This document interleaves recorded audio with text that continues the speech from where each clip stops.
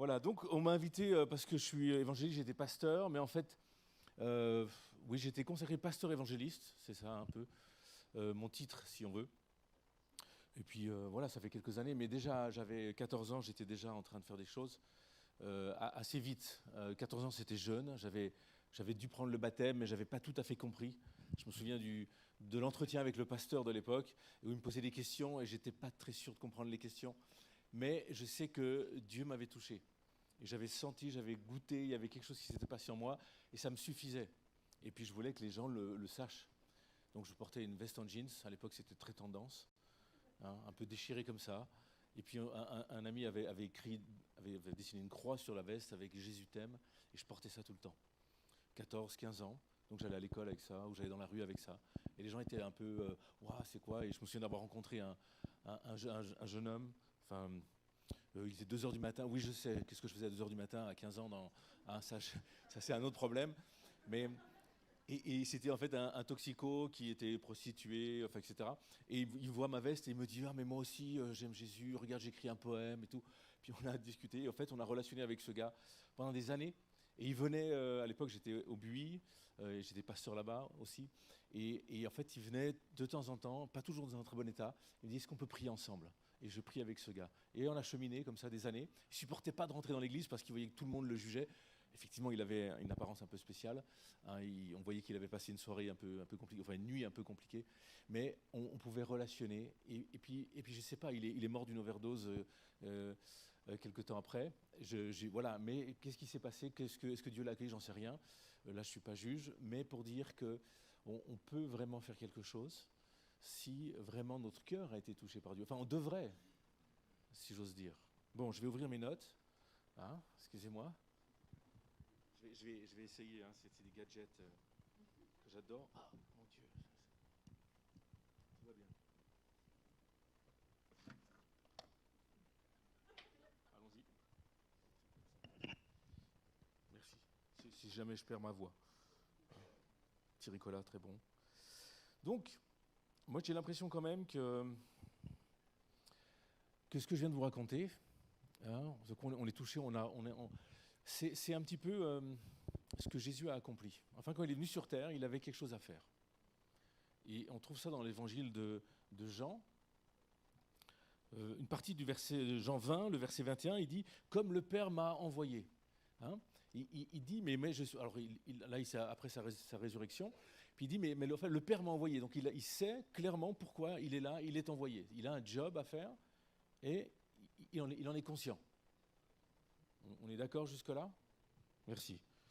Ensuite, enfin, c'est dans un autre évangile, alors là, on revient au début du ministère. Je ne suis pas toujours très logique dans ma chronologie, mais vous allez suivre, hein, ça va aller, j'espère. Puis je réalise que mes yeux, c'est même flou aussi au loin, donc je pense que vous êtes contents. Alors là, c'est une discussion avec Nicodème, hein, dans Jean 3, où il discute avec cet homme de la loi, etc., qui est très intéressé, très ouvert. Et puis, au fond, Jésus, il a un véritable message. Alors Jean 3,16, on le connaît, hein, Dieu a tant aimé le monde, mais Jean 3,17 nous dit qu'il est venu non pour juger le monde, mais pour le sauver. Donc, tout à coup, Jésus, il est conscient, il a une mission, il est là, il était envoyé, il a un message plutôt intéressant, enfin, à mon goût. Hein, beaucoup de gens disent, mais moi, j'ai besoin de personne, j'ai besoin d'être sauvé. Mais moi, je trouve que cette planète a un grand besoin d'un sauveur. Hein, donc, heureusement qu'il y en a un qui s'est proposé. Non pour juger, mais pour sauver le monde. Dans Matthieu 20, le verset 28, il est dit ceci, c'est donc il discute avec la mère de Jacques et Jean, et il dit ceci, c'est ainsi que le Fils de l'homme est venu non pour être servi, mais pour servir. Donc d'un coup, il a une manière de le faire. Hein, il est conscient de sa mission, il a un message à transmettre, puis il a une manière de le faire. Je viens pour servir. Donc on pourrait se dire, les Juifs attendaient un roi, on le sait, pour les libérer de l'oppresseur. Et puis nous, qu'est-ce qu'on attend au fond de notre Jésus, ou de notre Dieu, de notre Maître? Qu'est-ce qu'on attend? Hein, ça, c'est une bonne question. Hein, et là, j'ai très envie de parler de toute l'influence de notre société qui impacte notre Église, nos églises. C'est la notion du confort. Donc je veux un maître qui me donne du confort pour que je sois bien à tous les niveaux. Hein, et bien sûr qu'on veut la guérison et on ne veut pas être malade. Puis on pense qu'il y a des promesses bibliques aussi. Mais pour finir, on attend essentiellement d'être bien.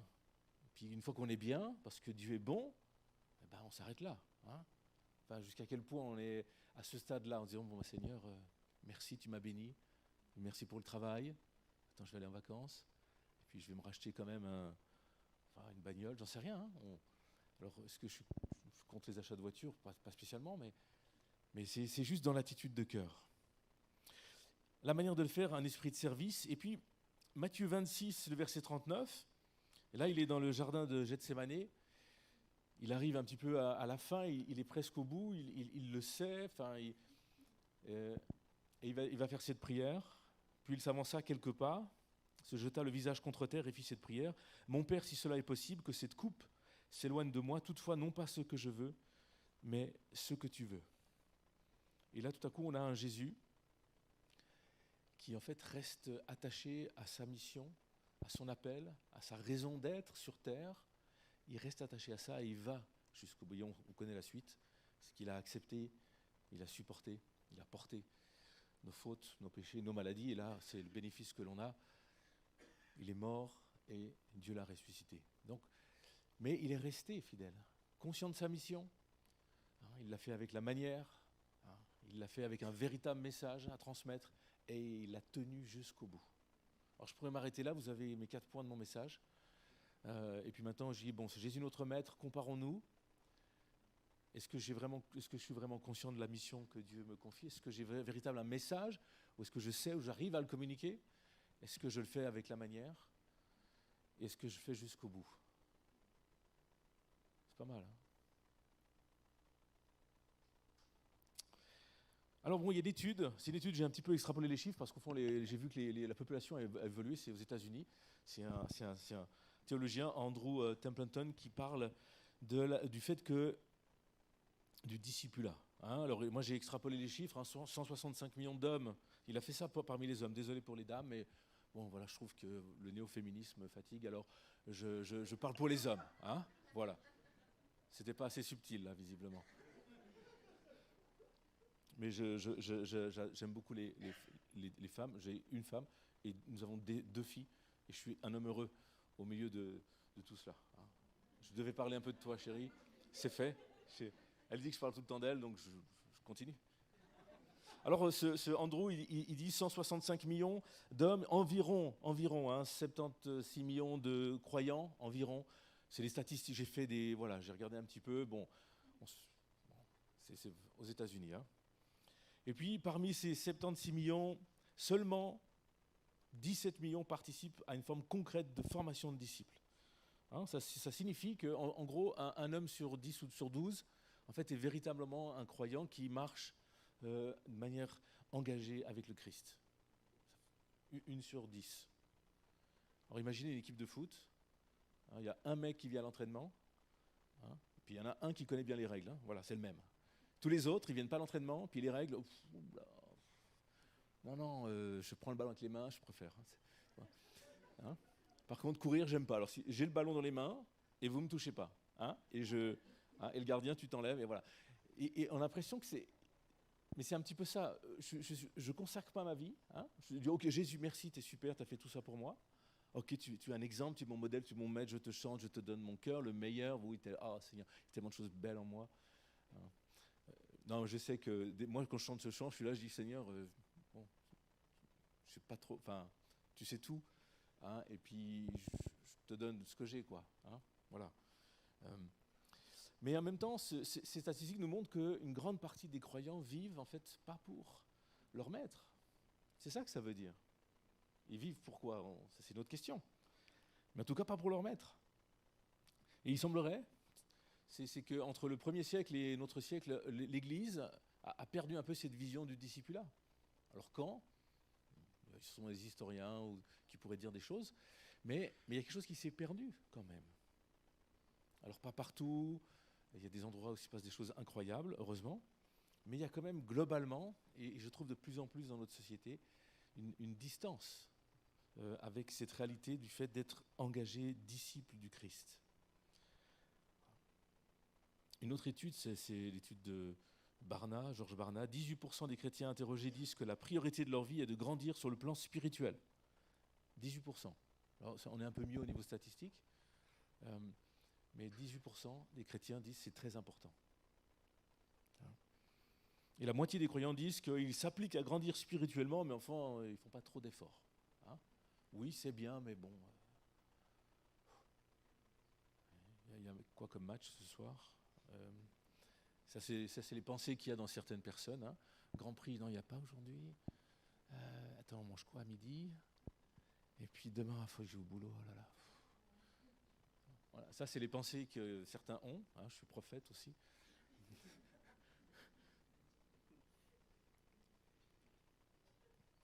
Il y a un véritable manque d'intérêt pour le discipulat. Il y a un interview d'un grand responsable d'une œuvre chrétienne qui disait que dans quel domaine Dieu éprouve-t-il le plus de difficultés avec les chrétiens d'Occident? Alors ça, c'est nous.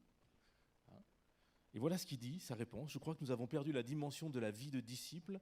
La foi a un prix, mais nous avons retiré l'étiquette. Ça coûte, je ne sais pas. Il n'y a pas le prix. Et puis voilà, on pense que ça va aller comme ça. Alors que être disciple du Christ, ça demande un prix, ça coûte quelque chose.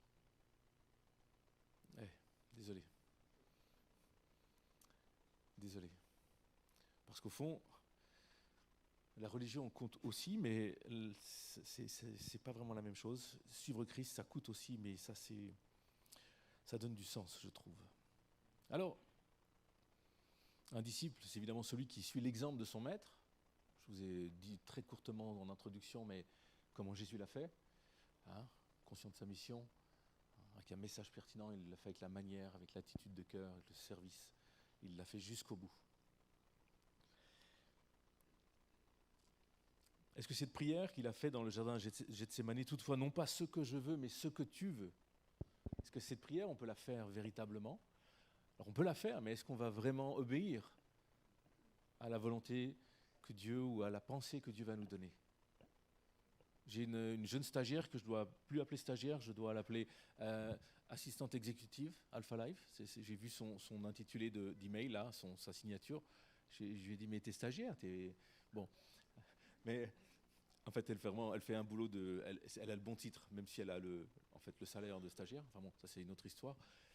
Et cette jeune fille, qui a, je crois, 3 ans de conversion, elle m'a dit, elle était mangée, je sais pas quoi, elle était dans le bus, vraiment le Seigneur m'a poussé, il y avait quelqu'un qui avait des béquilles, je suis allé vers lui, j'ai dit, je peux prier pour vous. Elle a prié pour le gars, elle a dit, si vous êtes guéri, c'est Jésus qui l'a fait. Puis voilà, puis après elle mange son sandwich. Et je me dis, waouh, c'est bien, on est dans la même team, tu l'as fait, c'est comme si enfin voilà, on est ensemble. Et là je dis, il y a du courage. Moi je déteste faire ça. Je déteste déjà prendre le bus. Je dis, moi, je ne me mélange pas avec les gens qui prennent le bus. Je veux dire, je suis fils du roi. J'ai comme un niveau un petit peu... Vous savez ce que c'est, on ne se mélange pas comme ça. Puis il y a plein d'incroyants dedans. Bon. Ça va? Donc, suis-je vraiment capable de faire ce genre de prière? Quelle est On va faire un état des lieux, de quelle manière je vis. Alors, j'ai mis 3 niveaux. Le premier niveau, c'est le niveau de la survie. Et ça, c'est beaucoup de gens autour de nous sont à ce niveau-là.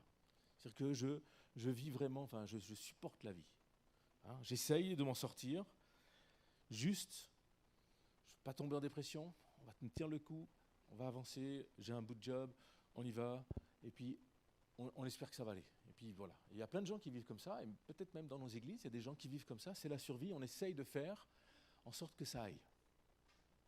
Alors, ok, il n'y a pas de jugement dans ce que je dis, mais en gros, ces gens-là vivent pour le week-end, et puis ils dépriment dès le vendredi soir en pensant au lundi. Donc ils ne passent pas des bons week-ends. Ça, c'est un premier niveau. Le deuxième niveau, c'est le niveau du succès. Et peut-être là, on a un petit Occident chrétien, bon, on est un petit peu, peut-être qu'on est bien, on a un peu de succès, on est relativement confortable, évidemment, face au reste du monde, on est plutôt en général confortable dans nos régions. Il y a évidemment des défis, mais on a la liberté, on a quelques possessions, effectivement, on a changé la voiture, on a peut-être une petite maison, ou d'autres choses. Hein. On se fait plaisir, on va au resto, enfin voilà. Hein. On peut soutenir l'église, enfin voilà, le succès. C'est bon, super. Alléluia, merci Jésus mon maître, tu me bénis. On a la santé, enfin, voilà, on a des beaux enfants, enfin voilà, le couple va relativement bien. Donc, merci Seigneur. Il y a plein de gens qui vivent à ce niveau-là, et pas que dans l'église, hein, à l'extérieur. Mais est-ce que ce niveau-là de succès, est-ce que vraiment c'est satisfaisant? Est-ce que vraiment c'est ça l'objectif de ma vie? C'est d'avoir du succès, pas d'avoir une chanson qui est au hit parade, hein, mais d'avoir tous ces éléments qui font que ma vie, au fond, elle va bien. Hein. Et puis on traverse la vie comme ça, et merci Jésus. Je arrive au bout. J'ai j'ai mené le bon combat du succès, et je suis un homme heureux. Et puis on s'endort paisiblement autour de ses enfants et petits-enfants, sans aucune douleur. Et puis voilà. C'est pas mal, hein? Franchement, moi je crois que je ne vais pas dire le dernier point. Ou alors il y a un autre niveau. Ça s'appelle le niveau du sens. C'est autre chose. Pourquoi? Je sais pourquoi je suis là. Jésus savait pourquoi il était sur terre. Il avait une mission. Il avait envoyé du Père, avec tout ce que j'ai déjà dit. Il avait du sens. Et est-ce que ma vie, véritablement, a du sens? Ou je suis juste au niveau survie ou succès? Est-ce que je suis conscient de pourquoi je suis là? Est-ce que je suis conscient de combien je suis important pour Dieu? Est-ce que je suis conscient de combien il m'aime et combien j'ai des choses à accomplir pour lui et par lui? On ne fait pas ça tout seul. Hein. Mais le sens de son amour, le fait de se savoir aimer, c'est ça qui va me donner un véritable sens, une véritable identité, une véritable raison à mon existence. Et c'est ça qui m'a touché avec Jésus, avec le Père. Me savoir aimer. Je cherchais désespérément de l'amour.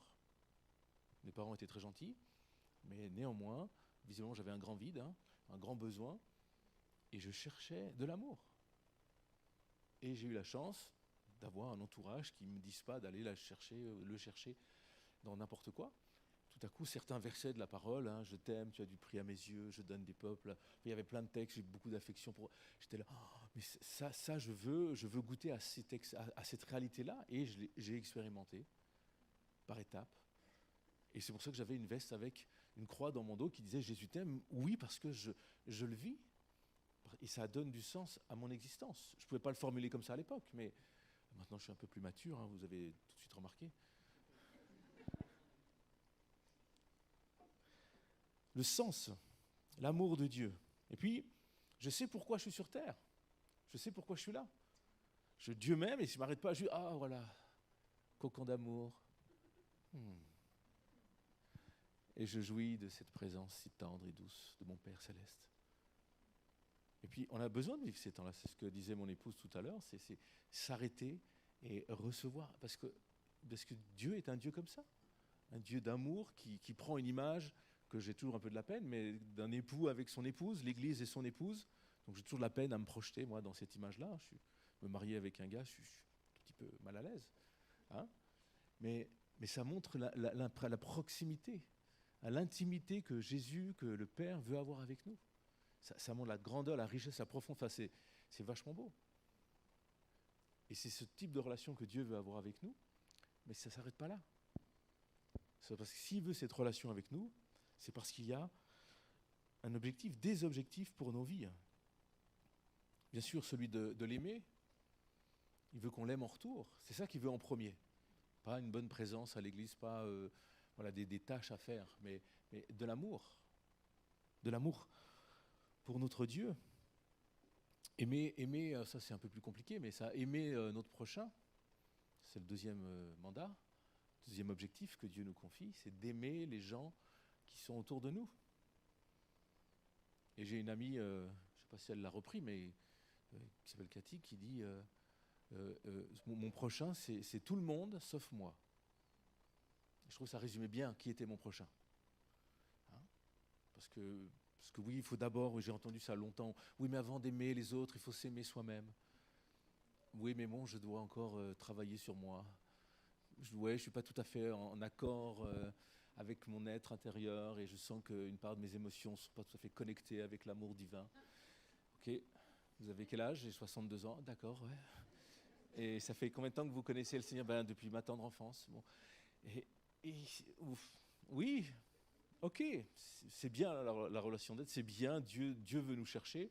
Ma fille notre fille aînée m'a dit, j'allais à une retraite pour pasteur responsable, et d'un coup elle nous dit, papa, j'ai reçu, le Seigneur veut travailler ça dans ta vie, il veut encore guérir ça.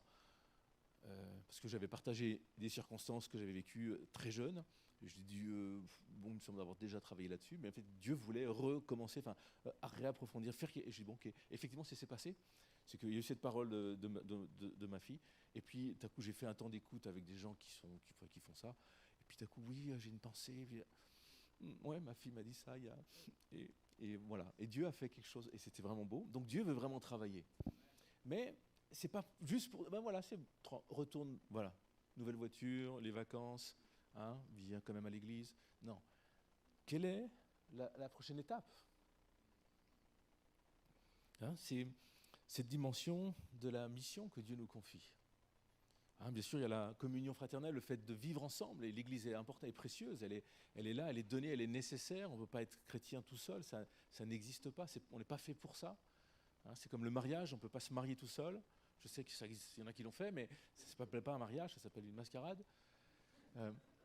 Mais on a besoin les uns des autres, ça fait partie de l'Église locale, et on a évidemment besoin de la maturité pour grandir, grandir et grandir encore, et puis de rentrer dans cette mission que Dieu nous a confiée. Puis quand je parle d'une mission, Jésus avait une mission, et j'ai une mission, tu as une mission. Et ta mission n'est pas ma mission. Enfin, en tout cas, la manière de le faire. Hein, des fois, on se compare toujours. Surtout les évangélistes, ils m'énervent. Parce que, enfin, les évangélistes de rue, si je parce qu'ils sont, voilà, comme ma stagiaire qui est assistante exécutive. Voilà. Moi, je n'arrive pas à faire ça. C'est très difficile. Moi, je prends le bus et je suis là. Alors, c'est où l'arrêt? Je suis paniqué parce que j'y vais évidemment pas souvent. Et je suis vraiment un petit peu soucieux de savoir si c'est le bon endroit, bonne direction. Et je ne pense pas à prier pour quelqu'un qui a des béquilles. Je pense juste sortir au bon endroit. Voilà, c'est comme ça. Alors oui, j'ai fait des choses dans la rue quand j'étais plus jeune, etc. Mais voilà, mais il y a des gens qui sont très à l'aise là-dedans, et puis d'autres qui sont beaucoup moins à l'aise. Et puis c'est pas grave. Fais ce pourquoi tu es à l'aise. Hein, moi, j'aime beaucoup les apéritifs témoignages. C'est vraiment génial. On a des voisins et on boit l'apéro et puis d'un coup, ah ouais, mais et toi? Et boum, on y va. On était à l'anniversaire d'une collègue à mon épouse et bon, on a des week-ends toujours un peu trop remplis. Puis j'ai dit, Seigneur, si je vais là-bas, il faut que ce soit utile, toi. Faut que voilà, c'est sympa, mais bon, bonjour, ça va? Tu fais quoi dans la vie? Puis on parle de banalité, ah oui, la crise économique, bon, énergétique, pardon. Ça, c'est pour après la crise économique. Il semblerait. Mais pendant ce temps, qu'est-ce que j'ai fait? On a parlé du Seigneur, on a parlé des valeurs, on a parlé des choses importantes, des défis de la société. Et on a fait alpha, voilà, un petit flyer, etc. Et puis je dis, ok, c'est cool. On a fait plus qu'un apéro là, c'était un bon repas, grillade et tout. Et on a passé du temps à relationner avec des gens et à pouvoir discuter. Des choses qui nous tiennent. Alors on n'a pas dit Jésus, nanana tout le temps, mais des valeurs, l'importance du couple, on prend soin des couples dans notre église, etc. Et on fait ci, on fait ça. Et puis on est là autour de ces gens avec cette notion du sens. Alors, je parle beaucoup de la notion de, je crois que l'amour, le fait de comprendre l'amour de Dieu, c'est nécessaire pour pouvoir aller. Mais en même temps, il faut aller plus loin. Il y a quelques années, on avait fait un break en famille. On était au Québec, dans une petite organisation missionnaire qui s'appelle Jeunesse en Mission. Je ne sais pas si vous connaissez. Voilà. Et puis, on a une semaine d'enseignement sur le thème, je crois que c'était la crainte de Dieu, donc ça n'a aucun rapport avec ce que je vais vous raconter. Mais enfin, voilà, il nous a parlé de la crainte de Dieu. Oui, c'est avoir peur de Dieu. Bon, j'étais là. Bon, il a dit d'autres choses. Mais là, c'est vraiment la dernière session. C'est vraiment pas vraiment d'enseignement, on vit la présence de Dieu et tout ça. puis là, il me sort un petit texte, c'est sympa et tout ça. Et là, tout à coup, Dieu me dit un truc. Et il me dit, donc je venais de quitter 17 ans de pastorat, enfin formation théologique et pastorat, où j'avais été salarié, y compris pendant mes études. Comment j'ai fait ça, je peux vous raconter, mais c'est une autre histoire.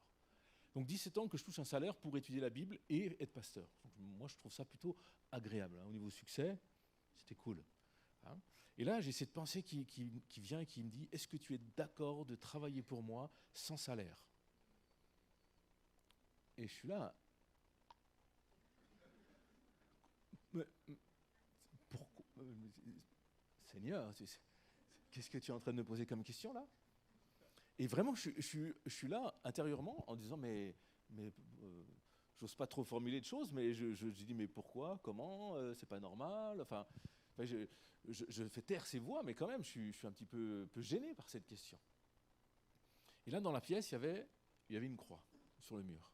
Et à ce moment-là, je tourne, mon visage, enfin mon regard tombe sur cette croix. Et je suis là, waouh. Ok, toi, tu as accepté d'aller jusqu'au bout sur cette croix. Et moi, je suis en train de lutter intérieurement pour dire, ouais, il faut un salaire pour que je bosse pour toi. Enfin, et j'ai dit, Seigneur, pardon. Pardon. Et là, j'ai dit, ok, Seigneur, je suis prêt à travailler sans salaire. Ok. Nous, on avait démissionné à ce moment-là, on avait quitté le pastorat, ma femme avait quitté son job. On était dans une situation un peu inconfortable, mais c'était une conviction, on l'a fait. Ne le faites pas si vous n'avez pas de conviction. Oui, c'est un petit peu compliqué quand même. On avait déjà les enfants et tout ça. Mais là, j'ai dit, Seigneur, ok, je suis prêt à faire sans. Toi, tu t'es donné pour moi. Et je veux aussi faire les choses, pas parce que j'ai un salaire, pas parce que j'ai tout mon temps, entre guillemets, pour faire ça, mais je suis prêt à te suivre. Et là, tout à coup, ça a donné un autre niveau. Et c'est l'amour qui nous pousse. C'est l'amour qui nous tient et qui fait qu'on va dire, mais tu m'aimes tellement, tu t'es donné pour moi, et cet amour, il s'exprime par la croix, donc moi aussi je veux en retour t'aimer et accepter ce que tu me demandes. Ça, c'est une histoire d'une femme qui a eu un premier mari et qui, il était un peu dur, ce mari, très exigeant, et en fait, elle avait toutes sortes de tâches à faire. Il y avait une liste. C'était à une autre époque. Maintenant, c'est le contraire. Bon. C'est pas vrai? Ça, c'est du mensonge. C'est pas une liste, mais elle me le dit, quoi. mais ça me gêne pas. Bon, alors cette dame, elle a sa liste comme ça, et bon, voilà, quelques années passent, ce mari malheureusement décède, enfin voilà, elle fait son deuil, et elle rencontre un autre homme. Elle se marie avec, et vraiment c'est un homme très différent, très aimant, attentif, voilà, vraiment un gars, voilà, bien. Et puis, ce jour-là, elle fait le ménage, et elle retrouve une de ses listes, de son ancien mari. Et puis, ah tiens, et elle voit toutes les tâches qu'elle était censée faire dans ce premier mariage. Et elle réalise que dans le second mariage, avec ce nouveau mari, elle fait beaucoup plus de choses que dans le premier mariage, alors qu'il n'y avait pas vraiment d'amour, mais plutôt une exigence. Et donc, petite histoire pour illustrer que quand on fait les choses parce qu'on se sent aimé, on va faire beaucoup plus. Si l'évangélisation ou le témoignage ou la mission que Dieu me confie, si je le fais parce que je dois le faire, je vais faire des choses correctement. Ok. Mais si c'est l'amour du Christ, c'est l'amour du Père qui me pousse en avant, je suis rempli de ça. Mais Dieu, tu aimes tellement, tu aimes tellement ce voisin. Et bien, qu'est-ce qui va se passer? C'est que Dieu va vous donner une opportunité pour faire un apéro avec lui. Ou prier pour sa jambe parce qu'il a des béquilles. Et qu'il n'est pas dans le bus, là, en l'occurrence, parce que c'est le voisin. Hein? Et il y a quelque chose qui va nous pousser, qui va nous animer, qui va faire qu'on va y arriver. Et ça va être naturel. Alors, il faut que j'avance. Hein, j'ai perdu mon chrono. Ah, il doit être là. Ah oui, ça va encore. Ça va encore. Si je fais la proportion témoignage-prédication, j'ai droit encore à... Non.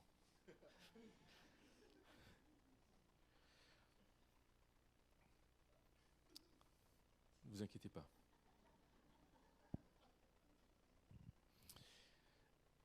Vous avez vu, j'ai mis mon petit short officiel, je m'occupe des parcours alpha, ça c'est mon principal mandat pour la Suisse romande. Et on est très content, il y a plein de parcours qui ont lieu, pas assez à mon goût, il n'y en a jamais assez, il n'y en aura jamais assez. C'est comme ça, je vais être frustré toute ma vie. Parce que le parcours alpha, il y a d'autres outils qui existent, c'est celui que j'aime. Pourquoi? Parce qu'il est relationnel. On mange avec les gens, on expose quelque chose et on discute avec eux sur la thématique de l'enseignement, de l'exposé ou de la vidéo qui a été projetée.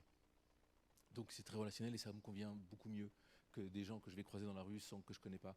Là je suis moins à l'aise, là je suis très à l'aise. Donc je fais du parcours alpha. Et j'aimerais vous parler de Patricia. Patricia, elle habite en fait juste à côté, hein, il y a 2 rues là-bas. J'ai découvert ça l'autre jour parce que je suis allé la chercher chez elle. On est en 2019, elle a la quarantaine, un peu plus. Beau succès, elle travaille dans une grosse boîte, gros salaire, enfin un bon salaire. Elle ne m'a pas dit son salaire, mais je connais le salaire d'autres qui bossent dans cette même boîte, enfin voilà. Mais elle n'a pas de sens dans sa vie. Elle vient d'Amérique du Sud, elle est née catholique, mais elle se considère comme athée. Mais elle n'a pas de sens. Elle dit, mais la vie, c'est quoi? Et une amie l'invite à un parcours alpha, hein, et c'est quel est le sens de la vie? C'est le premier thème. Elle dit, tiens, ça rejoint mes interrogations, je viens. Elle fait le parcours, elle rencontre Jésus, elle reçoit, et elle chemine, elle est disponible. Puis moi, je ne savais pas, parce que je ne suis pas dans les groupes de discussion. Enfin, il y a plusieurs groupes de discussion. Alors moi, je ne connais pas l'histoire des gens. Je les vois juste fidèles à venir au parcours. Et puis en fait, j'ai découvert son témoignage bien plus tard, lorsqu'on lui a demandé de partager dans une soirée de conclusion qu'on organisait. Et puis j'ai dit, mais purée, elle a vraiment rencontré Jésus. Eh bien purée, c'est une vraie de vraie, quoi. Hein? Pas des gens, oui, j'étais à l'église toute ma vie, j'ai fait alpha et ça va un petit peu mieux, je suis un peu moins dans la survie, un petit peu plus dans le succès. Merci, bienvenue d'être là, mais c'est pas vraiment pour... Là, on veut des gens qui sont, voilà, comme Patricia. Et la pandémie arrive, elle dit, mais moi, j'aimerais, on a fait dans les maisons, en fait, au lieu de faire, on ne peut pas se rassembler, donc, et on a fait dans 5-6 lieux différents. Et elle a dit, mais moi, j'ouvre ma maison, j'ai des amis, et je les invite, et on fait le parcours avec elle. Ok. Donc 2019, je suis athée, on est en 2021, j'ouvre ma maison et j'invite des amis. Hein, et puis là, elle m'a dit, je suis en transition professionnelle, j'ai un petit peu de temps, et puis est-ce que je pourrais aider pour Alpha au niveau roman? Et j'ai dit, bien sûr. Alors elle va me faire elle est vraiment très compétente pour plein de choses que moi je ne suis pas vraiment compétent. Et donc il y a voilà, des forces vives. Et je me dis, voilà, ça c'est une femme, voilà, besoin de sens. Elle a rencontré Jésus et elle marche, elle avance. Et j'avoue n'avoir rien fait pour cette personne. Enfin, on a organisé un parcours alpha, c'est tout. On a donné un cadre, on a donné un lieu, et Dieu a fait le reste. Et voilà, donner les opportunités, de donner les occasions, de permettre à des gens qui sont en recherche. Alors, on va faire est-ce qu'on fait une petite vidéo? On va faire une petite pause vidéo qui va s'afficher sur votre gauche. Ça vous présente ce que c'est un parcours alpha. Peut-être certains ne savent pas encore, mais voilà, ça dure pas longtemps. La vie passe à toute allure. Tous les jours, nous posons des questions. Quel est le programme d'aujourd'hui? Qu'est-ce que je vais porter? Comment vais-je réussir à tout faire? Mais il y a aussi les grandes questions de la vie. Quel est mon rôle sur Terre? Quelle est ma raison d'être? Où vais-je? Y a-t-il quelque chose de plus à vivre? Voilà quelques-unes des grandes questions de la vie auxquelles on n'a pas souvent le temps. Pour cela, il y a Alpha. Alpha, c'est un endroit où l'on explore les grandes questions de la vie dans un cadre sûr. Il s'agit d'une série de rencontres où tous peuvent partager leurs pensées, opinions et questionnements sans se sentir jugés. Si vous participerez à un parcours Alpha, la première chose que vous remarquerez, c'est la nourriture. Que ce soit un vrai repas ou juste une collation légère, c'est une opportunité pour mieux se connaître les uns les autres dans une ambiance détendue.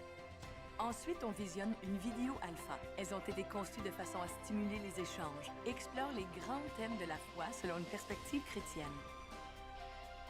Une discussion suit l'exposé.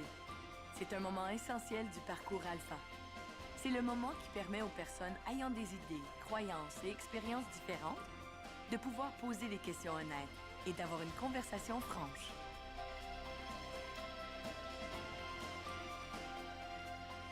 Chaque semaine, des invités participent à un parcours Alpha pour la première fois. Alpha est pour tous Quel que soit votre arrière-plan ou vos croyances, il n'y a aucune pression, pas d'obligation et c'est absolument gratuit. Venez explorer les grandes questions de la vie. Trouvez un parcours alpha près de chez vous aujourd'hui. Le site internet, c'est alphalife.ch. Merci à nos amis québécois pour la vidéo. C'est un travail international, c'est pour ça. 169 pays organisent dans 169 pays, on peut trouver un parcours alpha. Mais je ne vais pas trop parler de cet outil-là, c'est un outil qui est pertinent, qui fonctionne. Il y a plus de 33 millions de personnes qui l'ont suivi. Et je vous ai parlé de Patricia qui, ici à Genève, ça je pourrais vous parler de plein d'autres personnes, qui ont véritablement rencontré Jésus. Parce qu'il y a cette dimension qui rejoint l'autre. Et Rebecca Piper, vous connaissez, c'est une évangéliste, elle fait plutôt des études bibliques, un petit peu avec un seuil bas où les gens peuvent comprendre, mais c'est une autre manière de faire, mais elle dit ceci au niveau de l'évangélisation. Écoutez, évangéliser consiste à entrer en relation avec des gens de manière sérieuse, à considérer leur univers de questions et de besoins, et dans le contexte des situations qu'ils sont en train de vivre, à leur parler de Jésus-Christ au moment opportun et de façon naturelle. Du relationnel. Je m'intéresse aux gens. Je vois leurs besoins, leur réalité. Et je me mets à parler au bon moment. Et d'une façon naturelle. Parce que quand quelqu'un témoigne, ils font souvent ça à l'église de réveil, ils disent frères et sœurs pour parler des gens de l'église. Mais les gens qui sont de l'extérieur, ils ne comprennent pas que ce n'est pas sa sœur, la fille là. Enfin, c'est pas sa vraie sœur, c'est sa.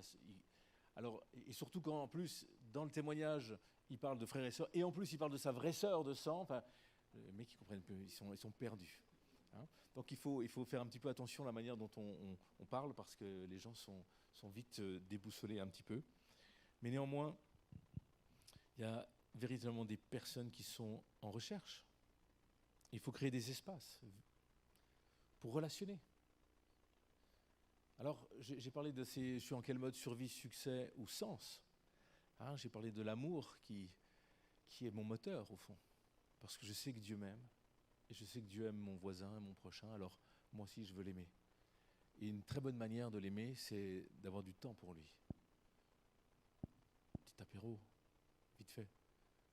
Un petit service, tranquille. Pas besoin d'en faire des tonnes, pas besoin créer une autre association qui va régler la pauvreté dans le monde. Ça. Faites déjà le petit geste qui est là devant vous. Rentrez en relation, surtout ici. Mon père, il disait, je vais sonner chez mon voisin pour chercher du sel. J'en ai, mais c'est pour rentrer en relation avec eux. Parce que les gens, ils ne se connaissent pas. Mon père, il a habité des années dans un immeuble, les gens, ils sont là, ils rentrent chez eux, et ding donc bonjour, vous avez du sel, ouais. Ça.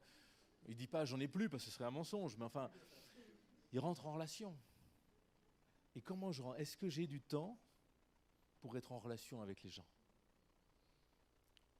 Attention à la question. Est-ce que mon église me donne du temps pour être en relation avec des gens qui ne sont pas de l'église?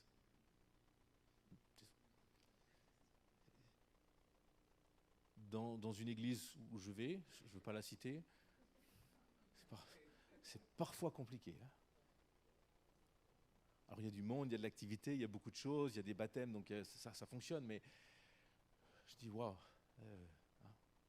c'est un défi.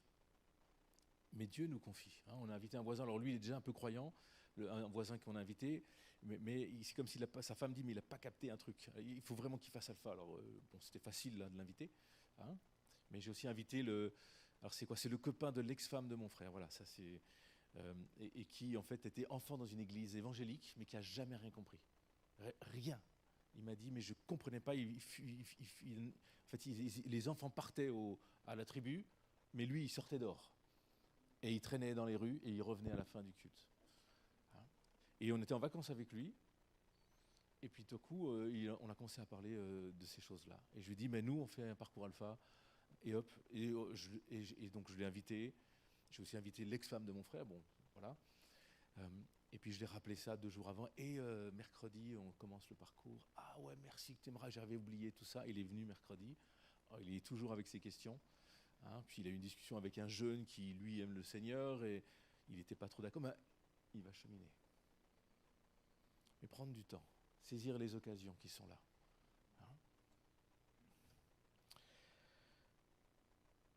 Jésus, je vous l'ai dit tout à l'heure, dans l'évangile de Jean, comme le Père m'a envoyé, il était conscient de sa mission. La suite de la phrase, peut-être vous l'avez lu si vous avez ouvert vos Bibles, dit ceci: moi aussi, comme le Père m'a envoyé, moi aussi, je vous envoie. Et voilà, il ne fallait pas être là ce matin. Maintenant, vous le savez. Que notre Maître Jésus a été envoyé et nous envoie aussi. Et puis après, il parle qu'il va nous remplir de l'Esprit Saint. Et si on lit Actes 1:8, on voit que l'Esprit Saint nous est donné pour être témoins. Donc la bonne nouvelle, c'est que c'est le Saint-Esprit en moi qui va m'amener. Mais pour ça, il faut que ma vie ait du sens. Pas juste du succès, du sens. Et je sais pourquoi je suis là. Et je rentre, pas après pas, tout doucement, à ma manière, comme je suis, dans cette mission, dans cet appel. Et je vais là où Dieu m'envoie. Amen. On peut prier ?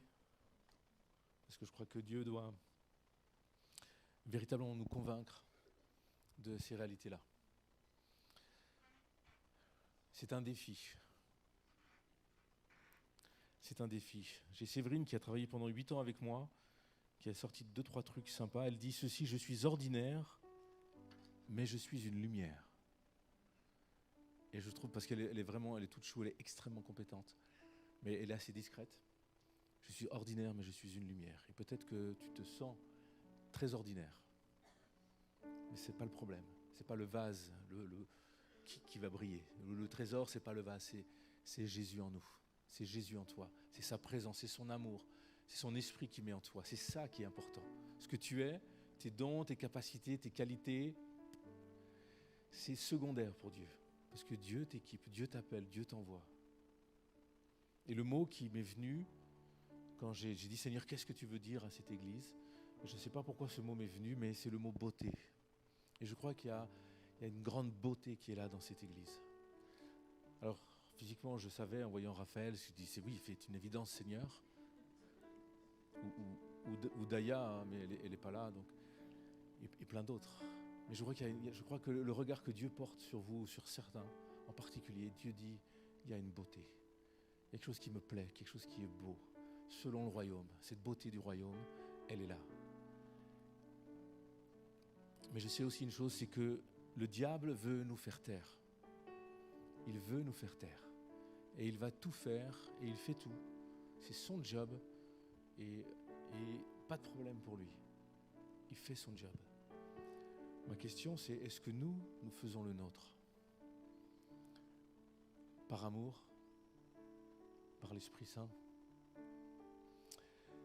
Jésus, je veux te dire merci pour l'excellent modèle, l'extraordinaire modèle que tu es. Conscient de la mission. Tu l'as fait avec la manière, tu l'as fait avec un message puissant, tu l'as fait jusqu'au bout. Et je te prie que nous puissions te suivre dans ton exemple. Toi, notre modèle, toi, le Christ, Sauveur, mais aussi Seigneur. Et que tu puisses régner un peu plus dans nos vies. Nous voulons vivre avec le sens que tu nous donnes, ce que ta parole nous enseigne, le sens de notre appartenance, le pouvoir d'être enfant de Dieu, mais aussi d'être ses témoins, d'être ce sel, cette lumière, parce que tu brilles en nous. Et Jésus, je prie que tu bénisses cette communauté, que tu bénisses chaque individu, chaque couple, chaque famille, et que tu fasses d'elle, que tu fasses d'eux ces lumières qui brillent naturellement. Le soleil brille parce qu'il est soleil, c'est tout. Pas parce qu'il fait un effort de briller, mais parce qu'il est fait pour briller. Et toi, tu nous fais briller aussi. Merci Jésus.